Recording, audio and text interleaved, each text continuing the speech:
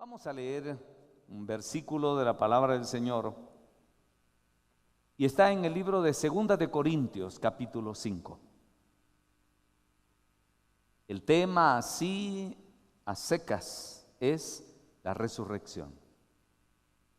He venido hablando sobre este tema últimamente, aún con los jóvenes, con los hermanos obreros, y quisiera que quedara esto plasmado en el corazón de todos nosotros como iglesia.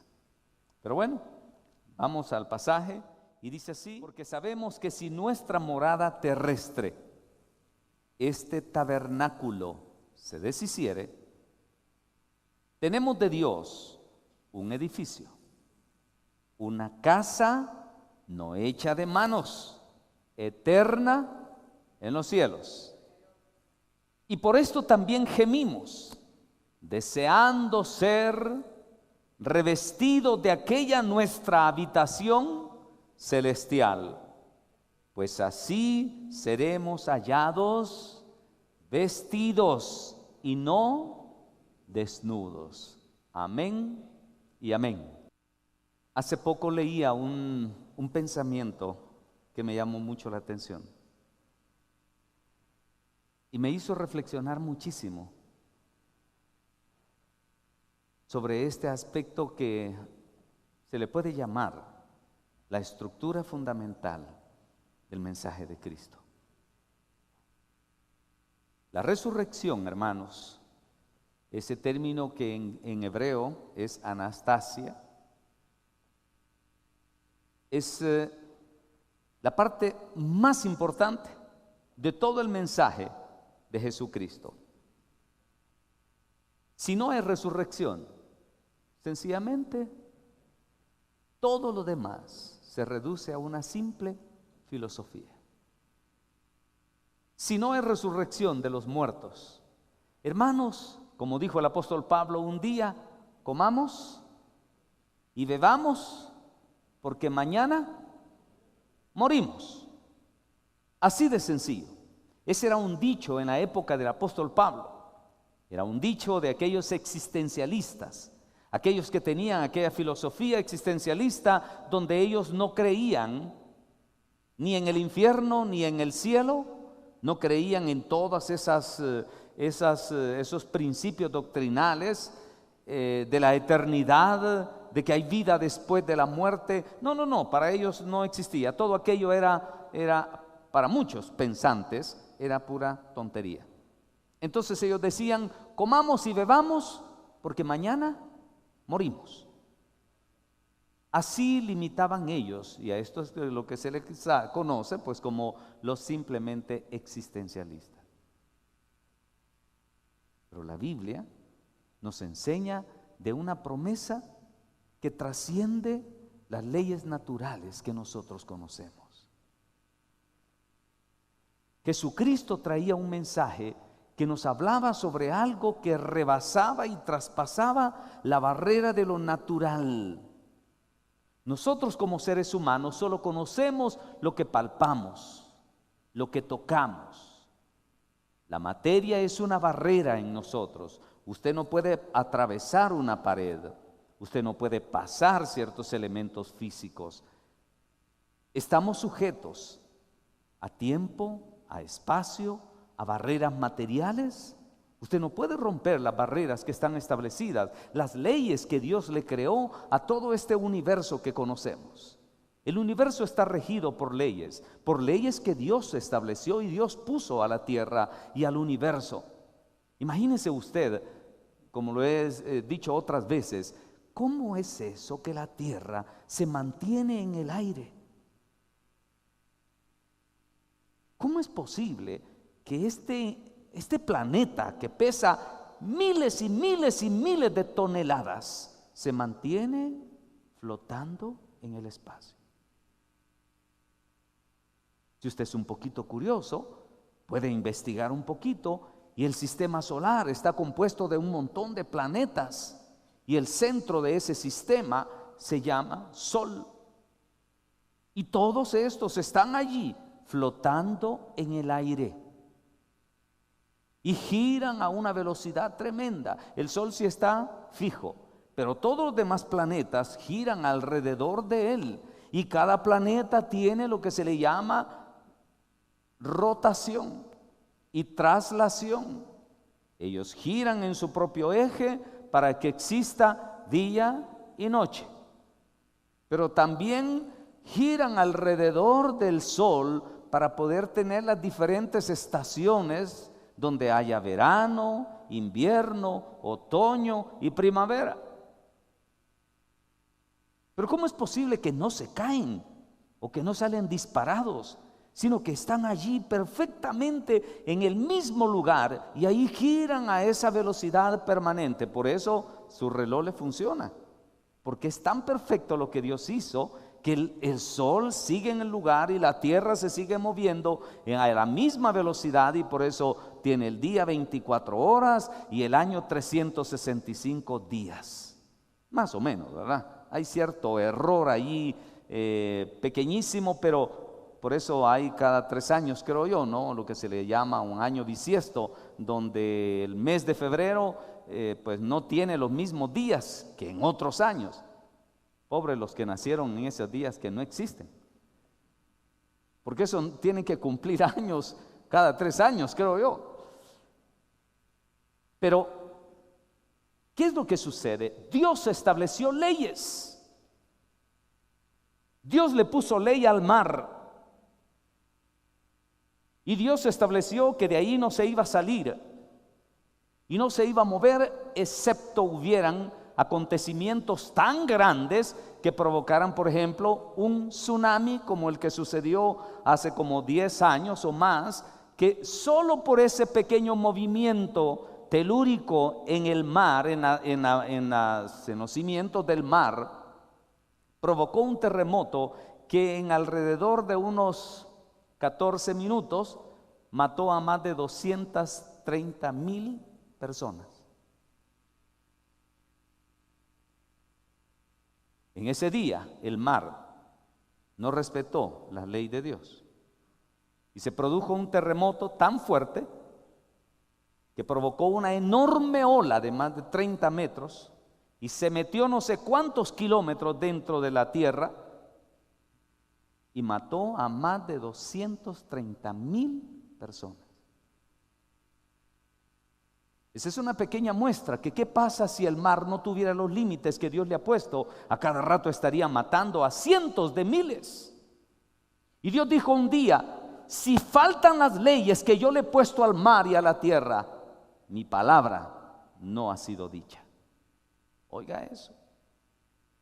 Las estrellas, el sol, el universo se rige por leyes que Dios ha puesto. Pero bien, cuando se habla de resurrección, estamos hablando, hermanos, de un principio que va a romper las leyes que el mismo Dios estableció. Hermanos, si no hay resurrección, sencillamente no hay nada. Reducimos el evangelio a simplemente una filosofía como el hinduismo, como los maometanos, como los budistas, que tienen bonitos principios morales, éticos, pero hasta ahí nomás. Ah, no, pero mi fe va más allá. Jesucristo no solo me enseñó a convivir con mi prójimo, Jesucristo también me enseñó un camino hacia la eternidad. Jesucristo nos muestra un camino mucho más grande, más profundo y más precioso. Es el rompimiento de una vida que está sujeta a la corrupción, al pecado, a la perversidad. Y Cristo me está ofreciendo un tabernáculo no hecho de manos, una casa no hecha de manos.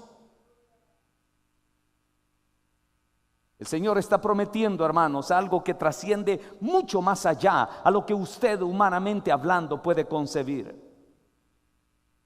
Ninguna de las 4 religiones más grandes que pueden predominar sobre este planeta, ni una de ellas, de las 3 restantes, ha sido capaz de poder decir lo que Jesús prometió. Ni una. El profeta Mahoma, que es el fundador de los musulmanes, se considera que él murió en 32 después de Cristo. Más o menos ese tiempo. Para los musulmanes es bien importante esa fecha, porque ellos celebran la muerte de Mahoma. Los budistas tienen una celebración muy especial, muy particular. Tiene un nombre raro y grande, pero ese día ellos celebran la muerte de Buda. El judaísmo, otra de las religiones importantes dentro del mundo,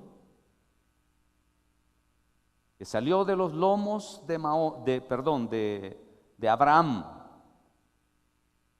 murió el año 1900 antes de Cristo. Ninguno de estos 3 fue capaz de poder decir: yo soy la resurrección y la vida. Ni uno. Ninguno se atrevió a desafiar la muerte, porque la muerte es una ley. La paga del pecado es muerte. Dios le estableció a los hombres un límite de vida, 120 años. Y de ahí para adelante, si hay uno que otro, que habría que de dudosa credibilidad, pero habrán uno que otro que ha logrado sobrevivir más de los 120 años. Cuando alguien logra llegar a los 100 años, es un hit, ¿o no? Pero vaya a preguntarles si quieren seguir viviendo. Dice la Biblia que en los robustos y los fuertes, aún ya en los 80 años ya es pesada carga. No es como antes, ¿no? Antes de que Dios estableciera esa ley de límite de tiempo de vida, los hombres vivían hasta 900, 1000 años. Por eso, como les decía hace poco, ¿qué tal vos? ¿Cómo estás? ¿Cuántos años tenés vos? 850. ¿Cuánto? Wow. ¿Y vos? Yo estoy patojo, vos tengo 300 años. Así, hermano. Ellos podían decir tranquilamente, porque vivían esas edades. Porque cuando Dios creó el cuerpo del ser humano, lo creó perfecto. Perfecto. Usted no tiene idea de la perfección de ese cuerpecito que usted tiene. Pero Dios le puso leyes y le puso límite. Pero cuando Cristo aparece en escena, hermanos, cuando el Señor Jesucristo trajo su mensaje, Él traía un mensaje atrevido, si usted lo quiere ver así, desafiante, atrevido, único. Jesucristo dijo: yo soy la resurrección y la vida. Wow. Hermano, es que eso era increíble. Por eso es que había muchos opositores en su época. Algunos no creían, otros lo rechazaban, otros dudaban. Los saduceos eran algunos que eran en contra de la resurrección y lo resistieron muchas veces al Señor Jesucristo y resistieron el mensaje del Señor Jesús porque ellos no creían que había resurrección. Y cuando decimos saduceos estamos hablando de judíos.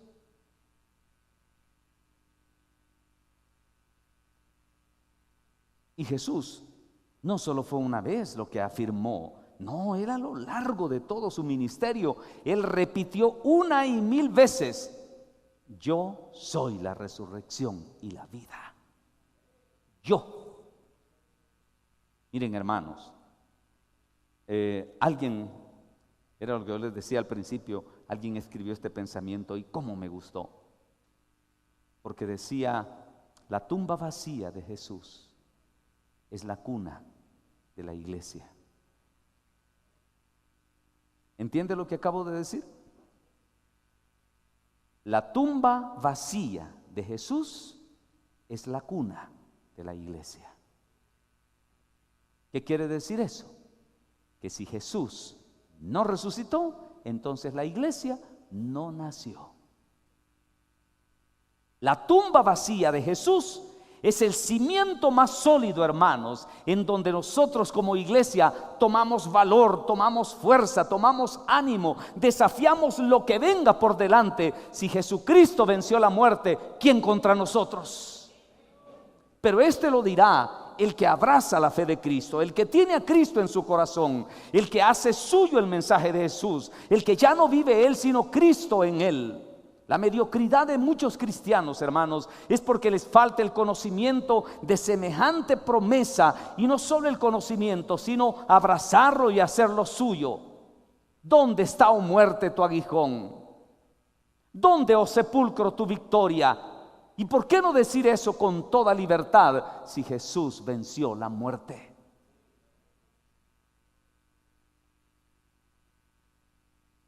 ¿Por qué? ¿Por qué muchos llevan una mediocridad de cristianismo?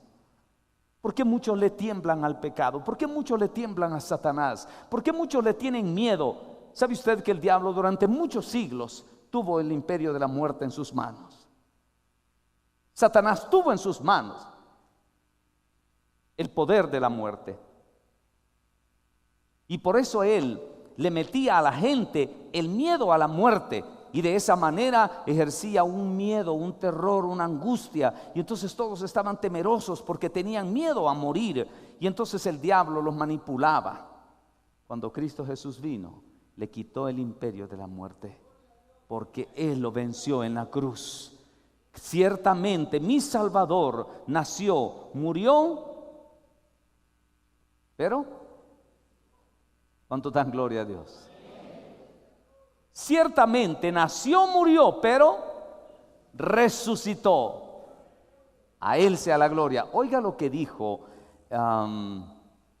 Simeón cuando Jesús estaba por nacer, o cuando llevó María, mejor, a presentarlo. Vayamos ahí a Lucas capítulo 2. ¿Ya lo tiene? Oiga lo que dice este anciano, que le había rogado a Dios no morir, sino antes ver al Salvador del mundo.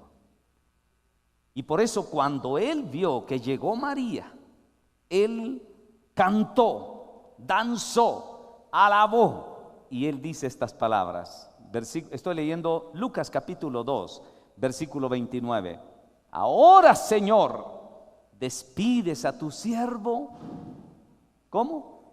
En paz, conforme a tu palabra, porque han visto mis ojos tu salvación, la cual has preparado en presencia de todos los pueblos.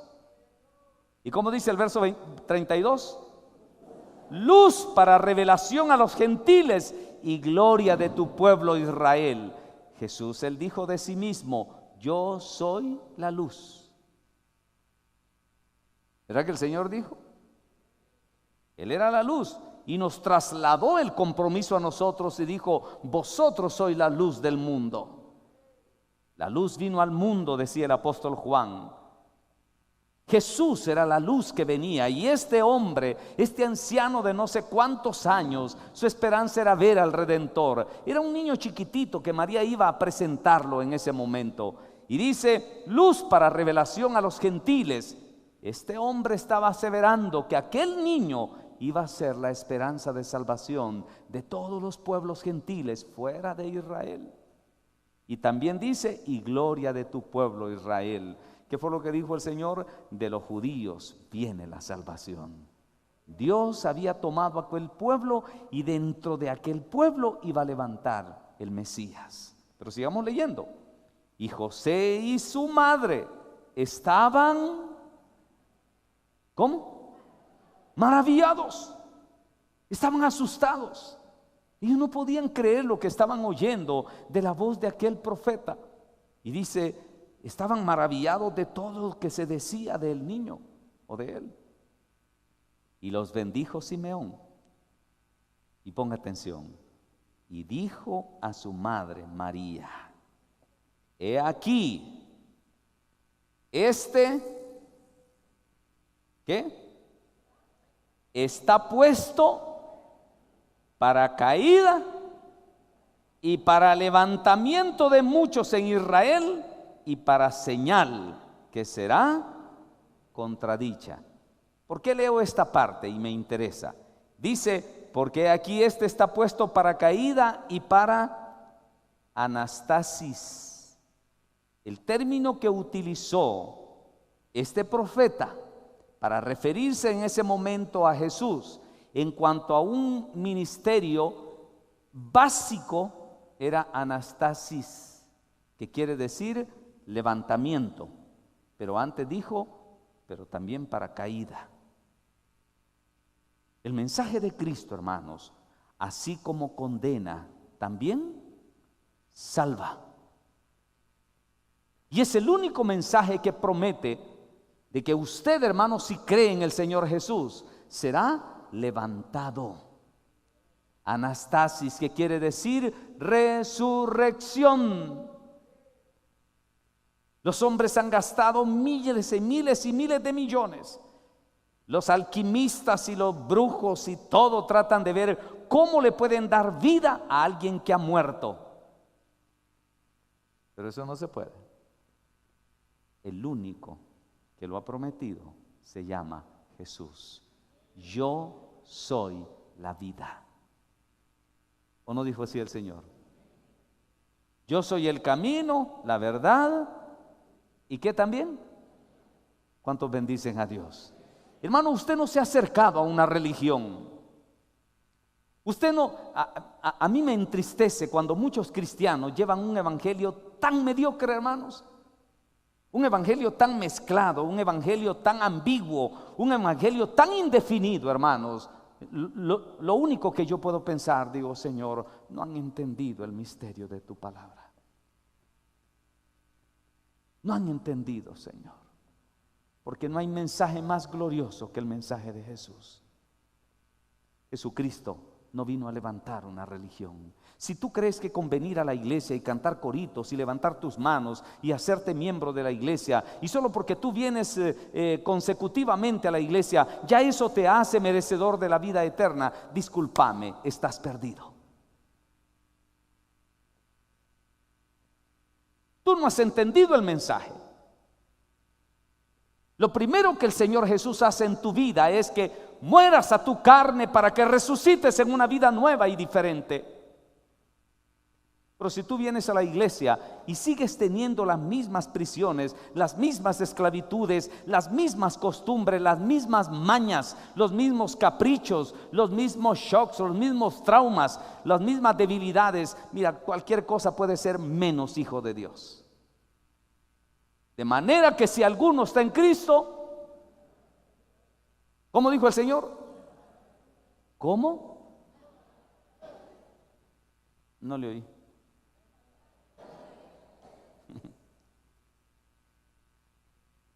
¿Es nueva criatura usted? Somos nuevas criaturas. Si usted ha conocido el poder de Dios, Jesucristo no vino a levantar una religión como los musulmanes. Jesucristo no vino a levantar una religión como los budistas. Jesucristo no vino a levantar una religión como el judaizante.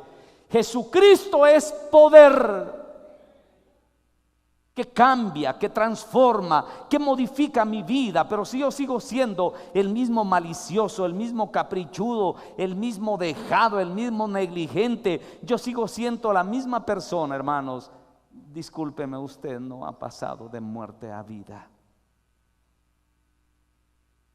Yo quiero decirle que si usted no ha pasado de muerte a vida, Dios no lo conoce. Pero Señor, ¿no te acordás? Yo allí en tu iglesia, Señor, yo cantaba, yo tenía este privilegio, Señor, ¿no te acuerdas? no sé quién eres. No sé quién eres.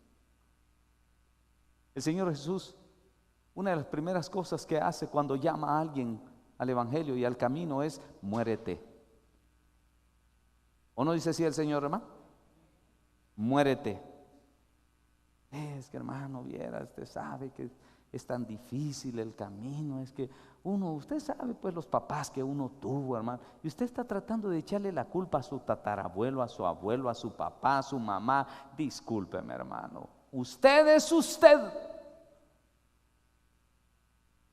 Usted tal vez nació en una casa donde su padre era un alcohólico, donde su madre era una mujer muy libertina, llevando una vida quizás no muy adecuada o prudente, donde fue contaminado por papá, mamá, hermanos, la sociedad que le rodea. Pero el día que Cristo vino, nos cambió. El día que Jesús viene en nuestra vida, hermanos, tiene que afectar todo mi psiquis, toda mi mente, todo mi corazón, toda mi alma. Por eso dice: nueva criatura es. Las cosas viejas, ¿cómo dice? ¿Y pasaron? ¿Qué quiere decir? Yo no entiendo por qué muchos hermanos andan jalando chunches viejos del pasado. Es que usted sabe, hermano, es que mi papá tenía un carácter, usted, y entonces, ¿qué puedo hacerme? Pues ese era su papá, pero él alimentó el viejo hombre. Pero en Cristo no hemos aprendido así de Cristo, si es que hemos nacido de Él. Pero nosotros no aprendimos así de Cristo, ¿verdad que así dice el apóstol Pablo? Yo entiendo, hermanos, que muchos de ustedes, y me incluyo yo, el carácter de mi padre, sin mecha. Y créame, hermano, el carácter de uno es duro. Hay algunos hermanos que me dicen: no, mire, hermano, me dice, hace poco así me decía una hermana y un hermano: es que mire, hermano, me dijo, yo tengo carácter fuerte, hermano. Así le digo: le voy a corregir algo.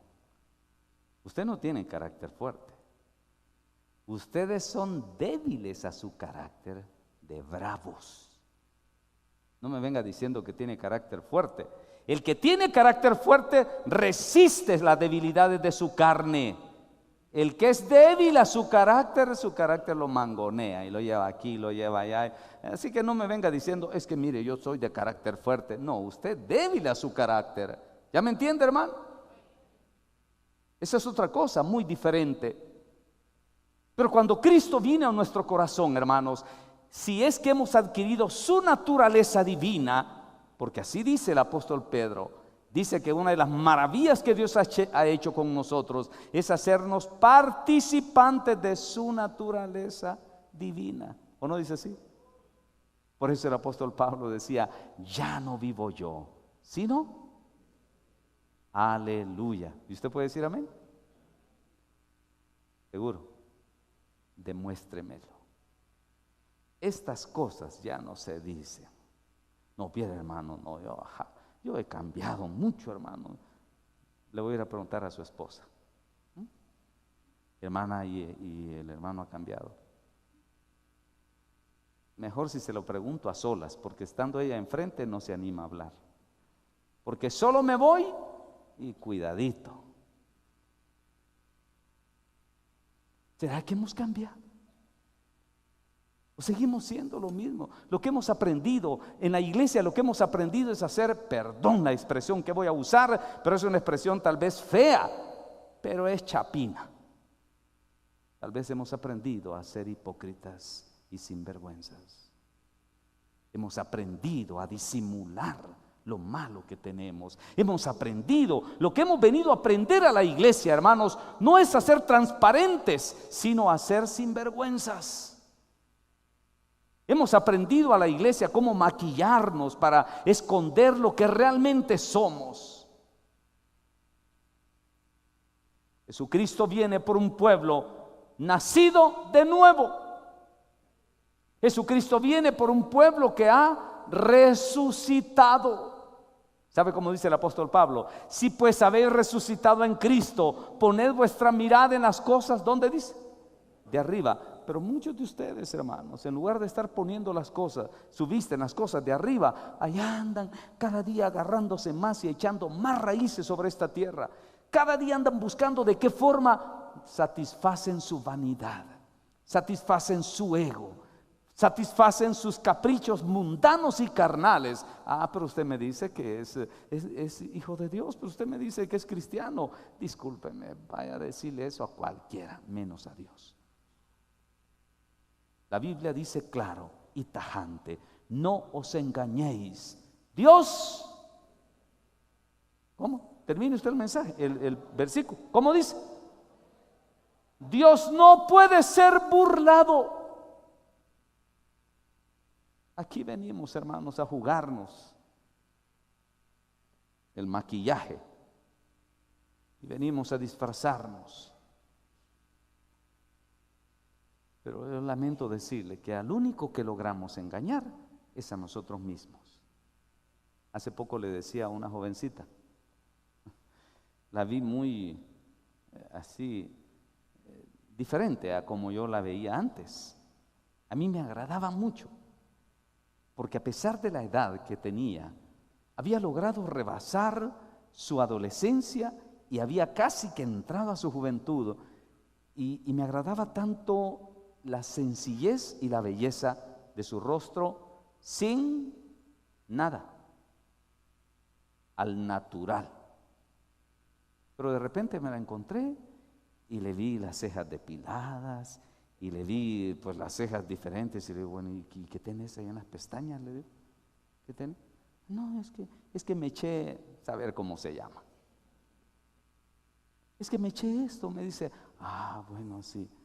¿Y para qué le digo? ¿Y cuál es la razón? Agachó la cabeza. ¿Por qué lo haces? ¿Por qué le digo? ¿Cuál es el motivo que te impulsa a hacer eso? ¿Sabes qué le digo a ese? De plano ya hablaste con el espejo, ¿eh? Y ese espejo te dice, qué feíta te ves. Te ves toda pálida. Si te echaras esto, te verías mejor. Si te echaras aquello, si te quisieras esto. Ese espejo las embruja a todas.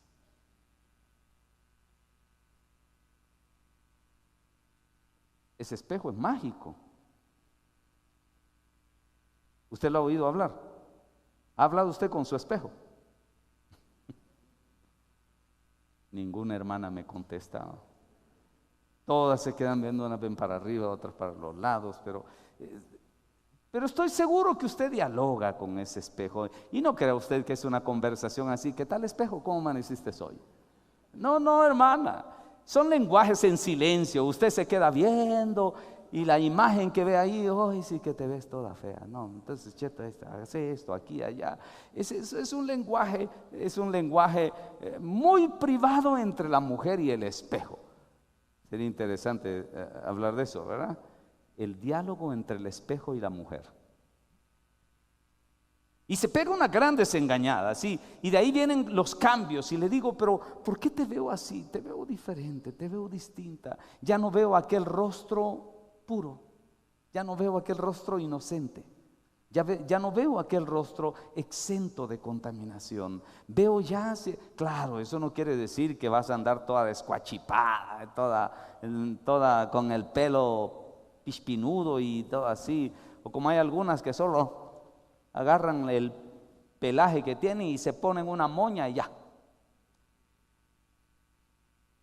Y se hace para más o menos peinarse los colochos que le salgan. Ya estuvo, ¿verdad?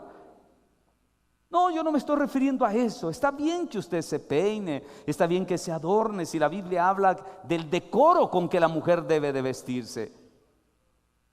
Pero hermanos, hay hasta ciertos límites. Y una pregunta que usted siempre debe de hacerse es: ¿para quién se viste? ¿Para agradar a los hombres o para agradar a Dios? ¿Para quién? Y cuando me refiero a vestirse es su cara, su peinado, su vestido o lo que sigue después del vestido. Porque algunas hermanas ya están dejando de usar el vestuario adecuado para la mujer y ahora usan pantalones. Si pues habéis resucitado con Cristo, como dice el Señor, poned vuestra mirada ¿dónde? En las cosas de arriba, no en las cosas que se ven, sino en las cosas que no se ven, porque las cosas que se ven son, ¿cómo dijo?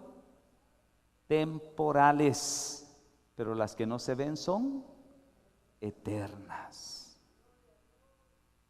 ¿Ha resucitado usted? ¿Por qué le interesa tanto caer bien a su ego? Hace poco escuchaba algo que me agradó tanto y me gustó y ahora lo voy a repetir.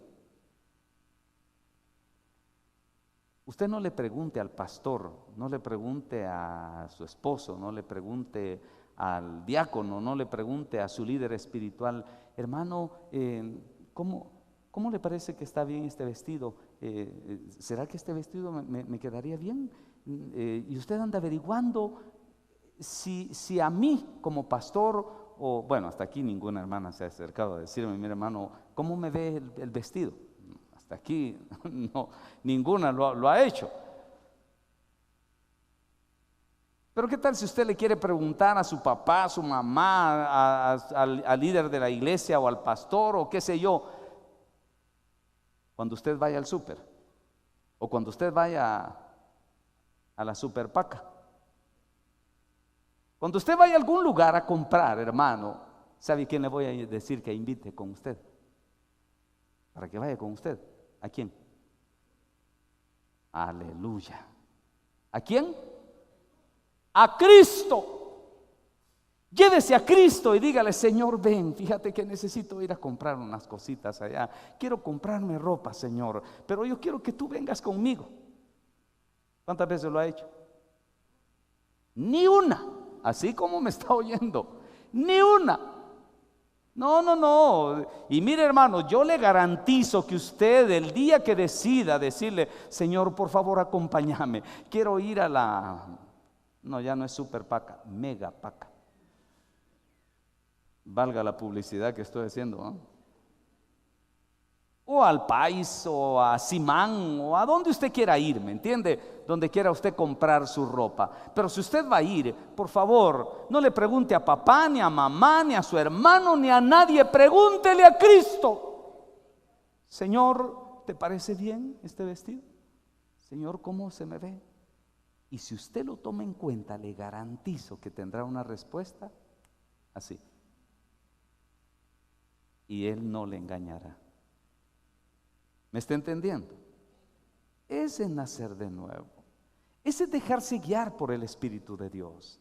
Pero bueno, el mensaje de Cristo entonces, hermanos, traía algo diferente. El mensaje de Jesús traía algo distinto, algo que rompía las leyes normales y naturales. El mensaje de Cristo trascendía más allá de la barrera de lo natural y me lleva a la esperanza de la eternidad. Por ahí hay algunas religiones, hermanos, que enseñan que no hay que matar a los pajaritos, ni tampoco hay que lastimar la naturaleza, algún árbol o alguien, porque allí puede estar el espíritu de su antepasado. En la India no se comen a las vacas Graham, porque dicen que allí puede estar encarnado el alma de su antepasado. Allá andan las grandes vacotas y todos les dan de comer, y todos les dan de comer porque creen que le están dando de comer a su abuela que ya murió. Perdón por el ejemplo, ¿verdad? O tal vez al tatarabuelo, ¿verdad? Pero tiene miedo entonces ellos tal vez están flamélicos y ya se mueren de hambre, pero allá andan las enormes vacas y son vacas sagradas. No, Cristo no habló de reencarnación, Jesús habló de resurrección. Estamos hablando de sus cosas distintas. Y Jesucristo se echó encima, hermanos, una promesa tremenda que rompía todas las leyes. Nadie, ni Mahoma, ni Abraham, ni Buda fueron capaces de poder decir: el que cree en mí, aunque esté muerto, vive. Jesucristo vino a derrotar la muerte por su mano poderosa, por el poder de Dios manifestado en su vida. Hermano, esto le da a uno una visión diferente, una visión distinta. Señor, yo quiero vivir para ti. Es que, hermano, yo le quiero decir, así como hay cielo, también hay infierno. Y así como resucitaremos para la vida eterna, también resucitaremos para la condenación eterna. Está la primera resurrección y está la segunda resurrección. Y la Biblia dice: bienaventurado el que tenga parte en la primera resurrección. La muerte segunda no tiene más poder sobre él. Pero hay de aquel que tenga parte en la segunda resurrección. Y aquí el apóstol Pablo, en este pasaje, ahora regresemos allá donde estábamos, en 1 Corintios capítulo 5, dice así, vuelvo a leer el verso 1: porque sabemos que si nuestra morada terrestre, ¿cómo le llama? Tabernáculo.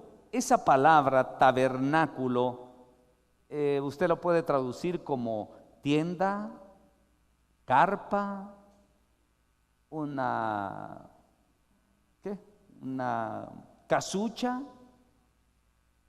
Así se puede traducir la palabra tabernáculo, como algo sencillo, algo que se puede hacer de ramas o se puede hacer de lona, o sea, se entiende que no es algo permanente, por eso se llama tabernáculo. En nuestro buen castellano podríamos decir, pues si esta carpa, cuando uno habla de carpa rápido lo entiende, ¿no? Cuando habla de carpa, ¿a qué se refiere? Pues esas carpas que se levantan, se ponen unas estacas, se tensan unos cables y usted levanta una choza y esa es una carpa. Pero usted sabe que nadie se va a ir a vivir permanentemente a una carpa, ¿o no? No, usted sabe muy bien que eso es como que fuéramos a hacer el retiro de fin de año, ya no se quieren venir los hermanos porque les gustó tanto su carpa que ya no se quieren ir de ahí. No, usted sabe, hermano, va, arma su carpa, terminó el retiro, desarma su carpa, la guarda y se la lleva. El apóstol Pablo está diciendo en este pasaje: porque sabemos que si nuestra morada terrestre, esta carpa, se deshiciere, tenemos de Dios, ¿qué? Un edificio. Aquí habla en otros términos. Un edificio, ya no dice tabernáculo, ya no dice casucha, ya no dice carpa. Tenemos un edificio. Cuando usted utiliza el término edificio, ¿qué se le viene a la cabecita?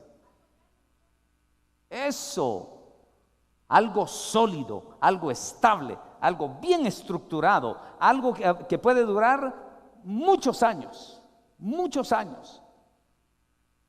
Edificio bien construido. Ese es el paralelismo que se puede hacer en relación a una carpa. Una carpa es algo desechable. Un edificio, olvídese, ahí hay que invertir millones para poder construirlo. Y sigue diciendo el apóstol, dice: tenemos de Dios un edificio, una casa no hecha de manos. ¿Cómo es? ¿Cómo es, hermano? ¡Wow! ¿Cuánto dan gloria a Dios? ¿Cómo me gusta oír esa expresión? Una casa no hecha de manos, eterna, ¿dónde? En los cielos. Quiere decir que no está dentro del contexto humano, terrenal y carnal, sino que estamos hablando que pasa el plano material para entrar al plano de lo sublime. Por eso en otro lado el apóstol Pablo le llama cuerpo glorificado. También le llama que si este cuerpo mortal es absorbido por lo inmortal. Estamos hablando de dos valores diferentes, pero sigamos leyendo, versículo 2. Y por esto también, ¿cómo dice? Gemimos deseando ser revestidos, ¿de qué? De aquella, ¿cómo? Ahora, el tiempo avanza de una manera tremenda. Es de aquellos temas emocionantes que uno podría seguir hablando tanto de él. Pero dice, por esto gemimos. El ser revestido de esa habitación celestial. Hermano, un día el apóstol Juan dijo que todos los que tienen la esperanza de poder ver y ser a la imagen y semejanza de Jesucristo, dice, se purifican a sí mismo, así como Él es puro. Hay algunos que viven una vida tan trivial, tan superficial. No les importa si mienten, no les importa si están bien o no con Dios, no les importa si lo que están haciendo les conviene o no les conviene. Ellos viven una vida tan trivial, sin darse cuenta que las acciones suyas están tapizando el camino que lo lleva o al cielo o al infierno. Sus acciones, mi querido hermano, son las que van definiendo la ruta de su destino. Dice que habrá una resurrección para los buenos y habrá una resurrección para los malos. ¿Quiere usted leerlo? Vea lo que lo dijo el Señor Jesús en Juan capítulo 5. Amén. Juan capítulo 5, versículo 25. Oiga cómo dice la palabra de Dios aquí. De cierto os digo, viene la hora. ¿Ya lo tenemos? Viene la hora y ahora es cuando los muertos oirán la voz del Hijo de Dios y los que la oyeren vivirán. Este es el mensaje a toda la humanidad. Todos estamos muertos en delitos y pecados, pero viene Cristo con su mensaje y nosotros los muertos oímos la voz de Dios y cobramos vida. Pasamos de muerte a vida. Ahora sigamos leyendo. Porque como el Padre tiene vida en sí mismo, así también ha dado al Hijo el tener vida en sí mismo. Y también le dio autoridad de hacer juicio por cuanto es el Hijo del Hombre. En otras palabras, hermanos, Cristo es el juez. Cristo es el que va a condenar o absolver. ¿Por qué? Porque Él vivió en medio de este cascarón, sujeto a todas las debilidades, pero venció por el poder de Dios. Por eso Jesucristo se constituye en el único que tiene el juicio en sus manos, porque Él da testimonio que aunque es difícil, con Dios sí podemos. ¿Me entiende, hermano? Que no me venga nadie diciendo, no, mire hermano, es que es imposible, es que mire hermano, no se puede. Un momento. El apóstol Pablo también encontró este misterio y Pablo dice, todo lo puedo. ¿Cómo? ¿Sí se puede? Entonces no me venga con ese cuento. No, hermano, es que no se puede. Claro, si usted lo quiere hacer en la pura carne, imposible, pero con Cristo en nuestra vida somos más que vencedores. El problema es cuando usted quiere vencer sus pecados, sus debilidades, cuando usted quiere vencer su carne sin la presencia de Cristo en su corazón. Allí imposible. Usted no va a cambiar, va a seguir siendo la misma mujer, el mismo hombre, solo va modificando un poquito la fachada. Solo cambia un poquito el maquillaje, pero internamente sigue siendo exactamente la misma. Por eso es que Jesucristo se constituye en el juez, porque Él sabe que con el poder de Dios somos más que vencedores. Pero sigamos leyendo. Y dice, y también le dio el juicio, y también le dio autoridad de hacer juicio por cuanto es el Hijo del Hombre. Verso 28, no os maravilléis de esto, porque vendrá hora cuando todos los que están, ¿en dónde? Aquí cambia un poquito. En el versículo 25 dijo, los muertos oirán la voz. Eso está hablando de los muertos en pecado. Pero aquí ya está hablando de los que están, ¿en dónde? En los sepulcros. Aquí está hablando de resurrección. Y dice, no os maravilléis de esto, porque vendrá hora, y oiga mi hermano, es que era increíble, ¿cómo es posible que alguien pueda decir, yo te levantaré de entre los muertos? Hermano, ¿me entiende lo que le estoy diciendo? Yo te levantaré de entre los muertos. Por eso dice el Señor, no se maravillen, hombre. Como quien dice, hola, pero es que eso es imposible, Señor, es que no se puede. Por eso Marta, hermano, ¿acaso creía? Aquí estoy, Marta. Sí, Señor, pero si tú hubieras venido antes de que mi hermano muriera, yo sé que él estaría vivo. Es que tu hermano vive. Sí, yo sé que él vivirá, pero allá en la resurrección. Así, toda de mala gana, hermanos. Marta, ¿no te he dicho que si creyeres verás la gloria de Dios? Bueno, ¿dónde lo pusiste?, le dijo. Ya el Señor así un poquito molesto por la incredulidad de Marta. Y no solo de Marta, sino de todos los que estaban en aquel lugar. Lástima, Señor. Y no dices que tú amabas a Lázaro. Lástima, si tú hubieras estado aquí. ¿Dónde lo pusieron?, dijo el Señor. No, Señor, no vayamos. Ya apesta, ya hiede, ya tiene 5 días de haber muerto. Era una edentina. Y como estaba puesto en un sepulcro, abierto en una cueva, las piedras, por mucho que las pegaran, siempre habían pequeñas grietas donde salía el mal olor. Y entonces por eso fue que Marta le dice, no, Señor, ya hiede, déjenlo. ¿Dónde lo pusieron?, dijo el Señor. No se maraville. Aquel día la gente se asustó. Miles o cientos o a saber cuántos vieron a Lázaro morir, ser sepultado y sentir el tufo de la putrefacción, de la descomposición de su cuerpo. Pero cuando llegó el autor de la vida, pero cuando llegó aquel que Dios le había dado el poder de la vida, de dar vida en sí mismo, cuando llegó, Él expresa y con autoridad de Dios, Lázaro, ven fuera. Tremendo, hermano. Aquel que estaba muerto salió pegando de brincos, porque como antes los ponían puras momias, los enlazaban con sábanas y los amarraban. Era parte de su cultura, de cómo enterraban a los muertos. Y sale pegando de brincos aquel hasta quiten la piedra, dijo el Señor, y le pega el grito y llama a Lázaro. Y viene Lázaro saltando. Ya se imagina, hermano, póngase a pensar usted en esto.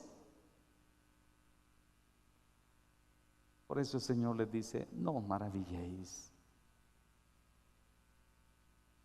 No se maravillen. ¿Acaso mi Dios no es el Dios que da la vida y la quita? ¿Acaso el Dios en el cual creemos no es el que creó con su mano todas las cosas que existen? ¿Por qué es que tenemos una fe tan mediocre y tan ínfima? ¿Por qué nos doblegamos ante las acechanzas del diablo?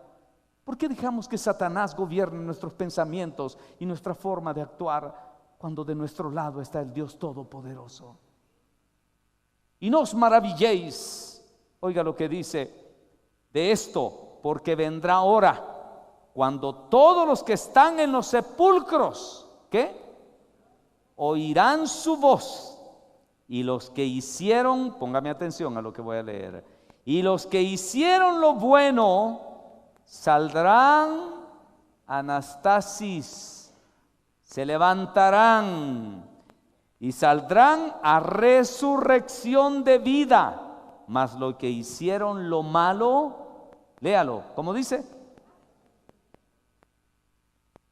a resurrección ¿de qué? De condenación. ¿Se da cuenta?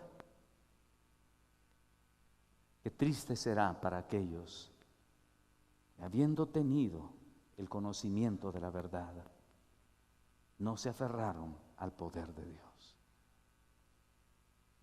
No ponga su mirada en las cosas terrenales. Hay promesas mucho más maravillosas y más grandes que las cosas de este mundo.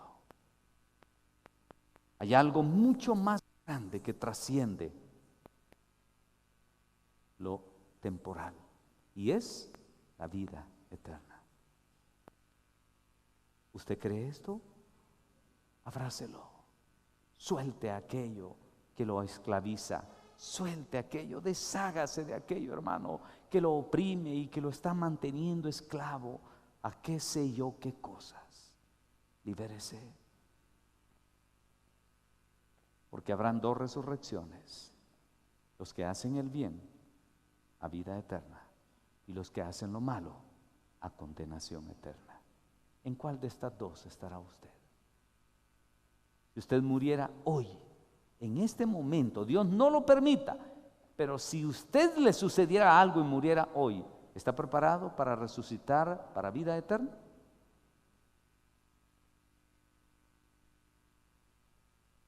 O quisiera decirle: Señor, dame un poco de tiempo, quiero ordenar mi vida.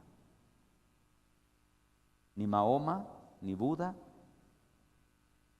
ni Abraham pudieron decir: yo soy la resurrección y la vida. Nadie.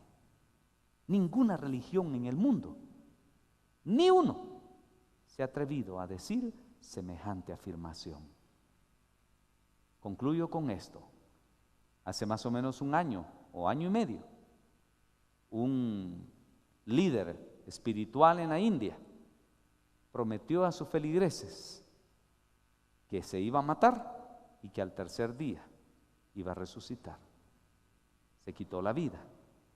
Pasó el primer día, pasó el segundo día, y toda la gente que le seguía haciendo vigilia alrededor de su casa, esperando que él resucitara. Hasta el día de hoy lo están esperando.